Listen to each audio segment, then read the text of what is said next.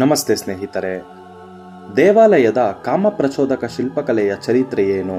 ಅಷ್ಟಕ್ಕೂ ಈ ರೀತಿಯ ಶಿಲ್ಪಗಳನ್ನು ಕೆತ್ತಿರುವುದಾದರೂ ಯಾಕೆ? ನಮ್ಮ ದೇಶದಲ್ಲಿ ಉತ್ತರದಿಂದ ದಕ್ಷಿಣದವರೆಗೂ, ಪೂರ್ವದಿಂದ ಪಶ್ಚಿಮದವರೆಗೂ ಸಾವಿರಾರು ದೇವಾಲಯಗಳಿವೆ.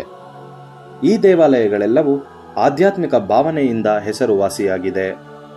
ಈ ದೇವಸ್ಥಾನಕ್ಕೆ ಬಂದಾಗ ಅಲೌಕಿಕ ಭಾವನೆ ಬರುವುದು ಖಚಿತ. ದೇವಸ್ಥಾನದಲ್ಲಿ ಬರೀ ಪೂಜೆ ಮಾತ್ರವಲ್ಲದೆ ದೇಶಕ್ಕೆ ಸೇರಿದ ಒಂದು ಅದ್ಭುತ ಸ್ಥಳವಾಗಿದೆ. ಇಲ್ಲಿ ಕಾಣೋ ಶೃಂಗಾರ ಭಂಗಗಳು ಅನೇಕ ಜನರಲ್ಲಿ ಅನೇಕ ಸಂದೇಹಗಳು ಮೂಡಿಬರುತ್ತವೆ. ಈ ವಿಡಿಯೋದಲ್ಲಿ ಈ ವಿಷಯದ ಬಗ್ಗೆ ಮಾತನಾಡೋಣ. Temple famous for their erotic carving. ನಾವು ಈ ರೀತಿಯ ಕಾಮಪ್ರಚೋದಕ ಶಿಲ್ಪಕಲೆಯ ಬಗ್ಗೆ ಮಾತನಾಡುವ ಮುಂಚೆ ಕಣ್ಣ ಮುಂದೆ ಬರೋದು ಖಜುರಹೋ ದೇವಾಲಯ.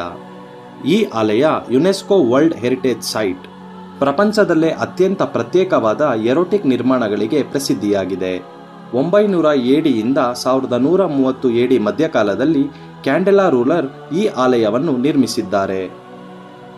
ಖಜುರಹೋ ಅಲ್ಲದೆ ಅನೇಕ ಮಂದಿರಗಳು ಕೂಡ ನಮ್ಮ ದೇಶದಲ್ಲಿದೆ. ಈ ರೀತಿ ಎರೋಟಿಕ್ ಆರ್ಟ್ಗಳು ನಮಗೆ ಕಾಣಸಿಗುತ್ತದೆ. ಈ ರೀತಿಯ ದೇವಸ್ಥಾನ ಮಹಾರಾಷ್ಟ್ರದ ಮಾರ್ಕಂಡೇಶ್ವರ ಟೆಂಪಲ್ ಕೂಡ ಒಂದು. ಈ ದೇವಸ್ಥಾನ ಒಂದು ರಾತ್ರಿ ಅಚಾನಕ್ಕಾಗಿ ಕಟ್ಟಿದ್ದಾರೆ ಅಂತ ಹೇಳಲಾಗ್ತಿದೆ. ಏನೇ ಆದರೂ ಈ ದೇವಾಲಯ ಕೂಡ ಅನೇಕ ಎರೋಟಿಕ್ ಶಿಲ್ಪಗಳನ್ನು ನೋಡಬಹುದು. ಇದಕ್ಕೆ ಜೊತೆಯಾದ ಒಡಿಶಾದಲ್ಲಿನ ಕೋನಾರ್ಕ್ನ ಸೂರ್ಯನ ದೇವಾಲಯದಲ್ಲಿ ಕೂಡ ಈ ರೀತಿ ಅನೇಕ ಚಿತ್ರಗಳಿವೆ. ಇಲ್ಲಿ ಲೈಂಗಿಕ ಚಿತ್ರವಲ್ಲದೆ ಸ್ವಲಿಂಗ ಚಿತ್ರಗಳು ಕೂಡ ಕಾಣಸಿಗುತ್ತವೆ. ಈ ಕಾಲದಲ್ಲಿ ಇದೊಂದು ನಿಷೇಧ ಅಂಶ. ಈ ವಿಷಯದಲ್ಲಿ ಈ ಎರಡು ದೇವಸ್ಥಾನಗಳು ಸೀಮಿತವಾಗಿದೆ. ಕರ್ನಾಟಕದಲ್ಲಿನ ವಿರೂಪಾಕ್ಷ ದೇವಾಲಯವು ಕೂಡ ಹಾಗೇ ಇದೆ ಎಂದು ಹೇಳಬಹುದು. ಆ ಆಲಯ ಕೂಡ ವರ್ಲ್ಡ್ ಹೆರಿಟೇಜ್ ಲಿಸ್ಟ್ನಲ್ಲಿ ಸೇರಿಸಲಾಗಿದೆ. ಆಲಯದ ಹೊರಗಡೆ ಇರುವ ಗೋಡೆಗಳು ಬಹಳ ಅದ್ಭುತವಾಗಿದೆ. ಇದರಲ್ಲಿ ಅತ್ಯಂತ ಸಂಚಲನಾತ್ಮಕ ಶಿಲ್ಪ ನಗ್ನವಾಗಿ ಕಾಣೋ ಮಹಿಳೆ. ಇದನ್ನು ಬಹಳ ಆಶ್ಚರ್ಯವಾಗಿ ನೋಡಬಹುದು. ಈ ರೀತಿ ಆಲಯವೇ ಬೊರಮ್ಡಿಯೋ ಟೆಂಪಲ್. ಈ ಆಲಯವನ್ನು ಛತ್ತೀಸ್ಗಢ ಖಜುರಹೋ ಎಂದು ಕರೀತಾರೆ. ಈ 4 ಆಲಯ ಉದ್ವೇಗಭರಿತವಾದ ಚರಿತ್ರೆಯನ್ನು ಹೊಂದಿದೆ. ಈ ಆಲಯ ನಿರ್ಮಿಸಿದ ರಾಜರು ತಾಂತ್ರಿಕ ವಿದ್ಯೆಯಲ್ಲಿ ಪರಿಣಿತರು. ಕೇವಲ ಹಿಂದೂ ಆಲಯಗಳಲ್ಲದೆ ರಾಜಸ್ಥಾನದ ಜೈನ ದೇವಸ್ಥಾನದ ರಣಕಪುರ್ ಕೂಡ ಈ ರೀತಿ ಶಿಲ್ಪಕಲೆಗೆ ಪ್ರಸಿದ್ಧಿ. ಈ ದೇವಸ್ಥಾನದಲ್ಲಿ ಕೂಡ love making scenes, sex scenes ಗಳನ್ನು ಹೊಂದಿದೆ. ದೇಶದಲ್ಲಿ ಅನೇಕ ಭಾಗಗಳು ಈ ರೀತಿ ಆಲಯವಿದೆ. ದೇಶದಲ್ಲಿ ಅನೇಕ ಭಾಗದಲ್ಲಿ ಈ ರೀತಿ ಆಲಯವಿದೆ ಎಂಬುದು ವಾಸ್ತವ. ಎರೋಟಿಕ್ ಆರ್ಟ್ ಬಹಳ ಸ್ಪಷ್ಟವಾಗಿ ಕಾಣಿಸುತ್ತಿದೆ. ಇದರಲ್ಲಿ ಇವೆಲ್ಲವೂ ನೋಡಿ ಕಾಡೋ ಪ್ರಶ್ನೆ ಒಂದೇ: ಆಲಯದಲ್ಲಿ ಈ ರೀತಿ ಶಿಲ್ಪಗಳು, ಚಿತ್ರಗಳ ಹಿಂದೆ ಕಾರಣವೇನು? ತಿಳಿದುಕೊಳ್ಳೋದಕ್ಕೆ ಪ್ರಯತ್ನ ಮಾಡೋಣ. Reasons behind erotic art on temples. ಆಲಯದಲ್ಲಿ ಈ ರೀತಿ ವಿಚಿತ್ರ ಕಲೆಗೆ ಅನೇಕ ಕಾರಣಗಳು ಹೇಳುತ್ತಾರೆ. ಆ ಕಾಲದ ರಾಜರು ಬಹಳ ವಿಶೇಷವಾದ ಜೀವನವನ್ನು ಅನುಭವಿಸುತ್ತಿದ್ದರು.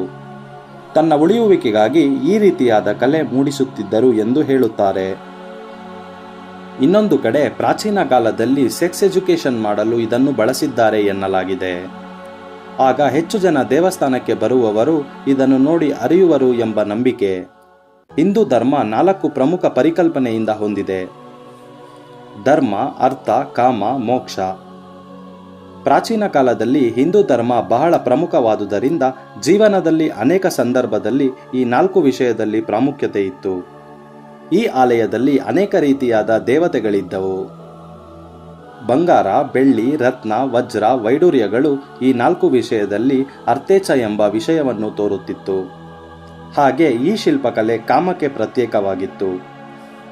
ಈ 3 ಧರ್ಮವನ್ನು ಪಾಲಿಸಿದವರಿಗೆ ಮೋಕ್ಷ ಸಿಗುತ್ತದೆ ಎಂಬ ನಂಬಿಕೆ ಇತ್ತು. ಕಾಮದಲ್ಲಿ ಪವಿತ್ರವನ್ನು ಅರ್ಥ ಮಾಡಿಕೊಳ್ಳುವುದಕ್ಕೆ ಆಲಯದಲ್ಲಿ ಎರೋಟಿಕ್ ಶಿಲ್ಪಗಳನ್ನು ಕೆತ್ತುತ್ತಿದ್ದರು. ಸಾಧಾರಣ ಪ್ರಜೆಗಳಿಗೆ ಈ ವಿಷಯ ಅರ್ಥವಾಗುವಂತೆ ಈ ರೀತಿ ಮಾಡುತ್ತಿದ್ದರಂತೆ. ಭಾರತ ಪ್ರಾಚೀನ ಸಾಹಿತ್ಯ ಲೈಂಗಿಕ ವಿಷಯವಾಗುವಂತೆ ಅಥವಾ ಒಂದು ಆರ್ಟ್ ಫಾರ್ಮ್ ಅಷ್ಟೇ ಅಲ್ಲ, ಒಂದು ತದಾತ್ಮಕ ಭಾವನೆ ಕೂಡ ಇದರಲ್ಲಿದೆ. ವಿಶ್ವದಲ್ಲಿ ಇದೊಂದು ವಿಸ್ಫೋಟ ಎಂದು ಹೇಳಬಹುದು. ಆದ್ದರಿಂದ ಈ ವಿಗ್ರಹಗಳು ಭೌತಿಕ ಪ್ರಾಮುಖ್ಯತೆ ಅಲ್ಲದೆ ವಿಸ್ಫೋಟಕ ವಾಸ್ತವವನ್ನು ವಿವರಿಸಿದ್ದಾರೆ. ಪ್ರತ್ಯೇಕವಾಗಿ ಹೇಳೋದಾದರೆ ಈ ಶಿಲ್ಪಗಳು ಆಲಯದ ಹೊರಗಡೆ ಮಾತ್ರ ಕಾಣಿಸುತ್ತವೆ, ಒಳಗೆ ಇರುವುದಿಲ್ಲ. ಇದರಲ್ಲೂ ಕೂಡ ಒಂದು ಮೆಸೇಜ್ ಇರುತ್ತದೆ.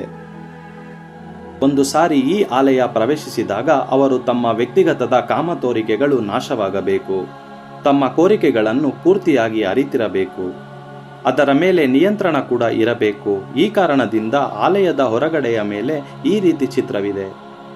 ಕನ್ಕ್ಲೂಷನ್: ಆಲಯದಲ್ಲಿ ಈ ರೀತಿ ನಿರ್ಮಾಣದ ಹಿಂದೆ ಅನೇಕ ಕಥೆಗಳಿವೆ. ಇದರಲ್ಲಿ ಯಾವುದು ನಿಜ ಯಾವುದು ಸುಳ್ಳು ಗೊತ್ತಿಲ್ಲ, ಆದರೆ ಖಂಡಿತವಾಗಿ ಎಷ್ಟೋ ಸ್ವಲ್ಪ ವಾಸ್ತವವಂತೂ ಇದೆ.